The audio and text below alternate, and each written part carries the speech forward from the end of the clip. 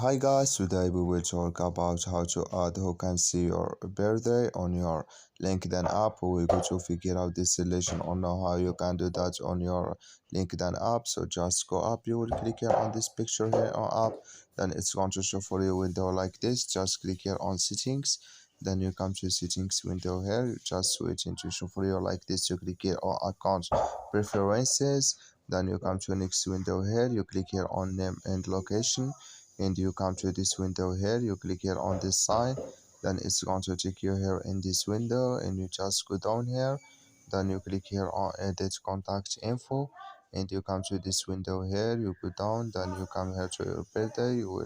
It's going to show for you like this, and here it's going to show for you, and you just here shows who can see your birthday, like you see your network. You just click here, and it's going to show for you like this. You click here on save, and it's going to save video on your LinkedIn app.